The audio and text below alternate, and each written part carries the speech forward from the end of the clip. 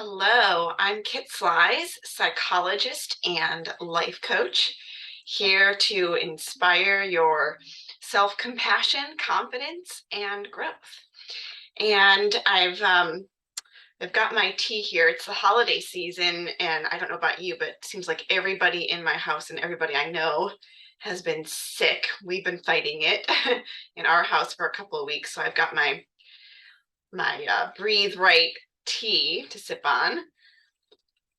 But yes, it's the holiday season, and so I thought this would be a good time to talk about strategies for conflict resolution. I know a lot of us, whether you celebrate a holiday or not, this is certainly a time of year when we're seeing family or just more people going to parties, whatever that might be. And it just seems like the topic of conflict resolution and how to handle difficult conversations is one that I'm having a lot these days. So I thought I'd talk about it. And of course, there's different kinds of conflict. There's conflict that we're maybe dealing with somebody else making a comment that feels inappropriate or that has a conflicting view, and that's coming up in conversation. And how do we navigate that? Or it might be that we're wanting to bring stuff to the table that feels difficult to talk about, like, you know, hey mom, can you not ask me to do X, Y, and Z anymore? Stop telling me to do that. I'm an adult. Gosh darn it, right? So how do we say these things in a way that's going to not cause conflict, basically? So when we're thinking about conflict resolution or having difficult conversations, navigating those difficult conversations, there's strategies that I want to talk about. But I also, before we get to the strategies, want to talk about approaches or ways of thinking, mindsets that we can take that can be helpful overall. So one approach or mindset that I think is helpful is this notion of we are responsible for what we have control over, and we get to let go of the rest, right? So we have uh, responsibility and ability to manage our own reactions to a situation, but we don't have control over how other people act. Now, there are things that we can do to not sort of poke the fire and whatnot, but I really want you to think about, how do you want to be in interaction? This is a question for you. How do you want to be? Think about before you go see your family or whoever it is that maybe you're already worried you might have some conflict with. Do you want to be the person who's gracious and calm and not engaging in that conflict, or do you want to engage and be the reactive person? But keep this thought in mind, which is another concept that I think is helpful. An overarching idea here is that when we're being reactive, when that's not what we've chosen, okay, if we are reacting to somebody else's comment or a hook that they've kind of cast and are trying to reel us in, when we're being reactive in that moment, we're really giving away our power in that moment. And is that what you really want to be doing? Do you want to be giving the power to the other person in that interaction? Um, and I know that's easier said than done. To not always have that reactivity, especially if the comment is really triggering for us or whatever that reason. But have that in mind. And if you are feeling triggered, we'll talk about those strategies for how to deal with that. But just keeping in mind that you want to hold on to your power and that you have the power to react in the way that you want to. And then the third overarching approach or concept that I think is helpful is to go into situations where we can expect conflict, or if we're finding ourselves in conflict, it's really easy to focus on our own thoughts, needs, reactions. But if you can direct your focus to the other person, specifically in a way of having compassion for them, so kind of thinking about, like, everybody's got their stuff going on, right? The holiday season is stressful for all of us in different ways. Maybe they've got their own triggers, and this is how they respond to it, by kind of starting their own conflict, and it's not an intentional thing maybe, but if you can come from this perspective of like, okay, they've got other stuff going on, I don't need to add fuel to their fire, that can be a helpful approach or concept also. But so then what are the strategies for if you are getting activated, right? Despite your best efforts to remain gracious and cool, calm, collected, and not be reactive and not give away your power, you're still over here steaming. The first one, take a deep breath. And maybe this is a little bit over, if it sounds like it's too simplistic or something like that, but I want you to think about what the deep breath does. It's a couple of things. One, it gives you that space.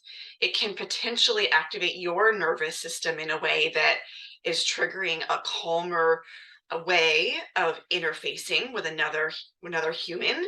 But the other thing it's doing is that, okay, anytime we're in interpersonal interaction, our nervous systems are talking to each other.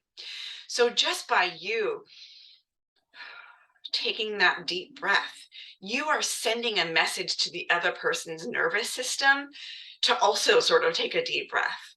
Okay, so that's one strategy. And you might need more of a break from the situation besides a breath. That's okay too. Another strategy to think about is a simple redirection. If you're going into a situation where there's going to be those opposing viewpoints that you really just don't want to engage with or don't agree with or whatever, you don't want to have that conversation about it. Redirection is the way to go there. Now, it's not going to solve any root problems if there's some root problems in that relationship, but it can maybe avoid the big family blowout over dinner, right? So what's a good thing to keep in mind with the redirection is maybe have some topics that you can bring to the conversation about what's going on in your own life or with your kids or your friends or whoever, or even better, coming with a sense of curiosity to be able to redirect about what's going on in that person's life. Oh, okay, you want to talk about this hot political topic? Well, actually, I was wondering, how's your cousin Sandy doing? Just a simple redirection there. Now, if you are still in the midst of conflict, despite all your deep breathing and redirecting, and it's still getting heated, one strategy that you can use to really de-escalate that situation, especially if you are remaining calm yourself, is active listening. And now we could have a whole talk on what active listening is, but broad strokes, active listening is just listening somebody with the intention of really truly understanding their point of view, what it is that they're saying. So we're listening to that person without thinking about what our response is going to be. What's our counterpoint to what the person is saying? No, no, no, no. All we're doing is just trying to understand that person's perspective. When you do that, the other person is most likely going to calm down. The other thing about this is that when we're active listening, okay, what does that look like? It looks like just restating what the person is saying, making statements like, okay, let me get this right. Let me get this right. What you're really saying is A, B, C, X, Y, Z. Is that right? Did I get that? Or what do you mean by this? Asking questions about what they're saying. We're not responding to what they're saying. We're not giving our opinion necessarily. That there might be a time and a place for that in the conversation, but if our goal is to really just kind of de-escalate, then active listening, just let the other person talk. Because if all you're doing is trying to understand the other person's point of view, that doesn't mean that you are agreeing with them. Okay, that's a really important piece here. And you can even say, I really don't want to share my viewpoint or engage in this conversation. I'm just trying to understand what you're saying. And then maybe then the opportunity for redirection will come up again, and you can redirect at that point in time. And the last strategy that I want to talk about is using I statements or I language. And this is useful if you're already in a heated conversation, or if you're trying to make a request on a topic that you're worried is going to be activating for the other person. And when we talk about I language, this is I language as opposed to you language. So you language is a very accusatory. You're saying, "Oh, well, you did this, or you said this, you always say this," or whatever that might be. That's an accusation. When we're using I language, we're giving things from our perspective, and then we're making a request based around that. In an I statement, there's different ways to do that. I like I statements that have 4 components. I feel blank when I observe, when I see, when I hear, whatever the observation is, okay? I feel when I observe, because then you're saying why the observation leads to your feeling, okay? And the final piece is, therefore, I would request whatever. Here's how you would use an I statement if somebody started conflict with you and you're wanting to get out of it and you've tried all the other things. I am feeling really activated right now, or I'm feeling scared or angry or whatever the feeling is that you're feeling. I'm feeling really activated right now.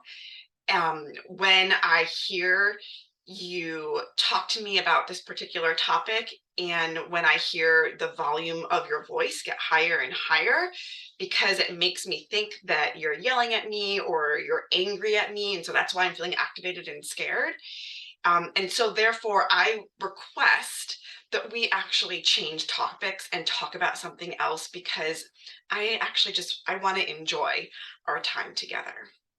So I know the I statement sounds big and clunky and all of these things, but they are beautiful when used well and appropriately. You're going to minimize defensiveness or a feeling like the other person is being attacked. So these are some strategies for avoiding resolution, conflict, or resolving conflict if we're in a conflict situation. So I know that the holidays, again, they can bring up all this conflict, but I really hope that you'll set that intention for yourself of what is it that you want out of the holidays. I know we probably all just want to enjoy it and have fun. How can you set that intention and do that effectively? With that in mind, I hope that you have a lovely holiday season, and please just enjoy the time that you have right now, and hopefully you're not sick or you're avoiding the the sicknesses that are going around. But yeah, happy holidays.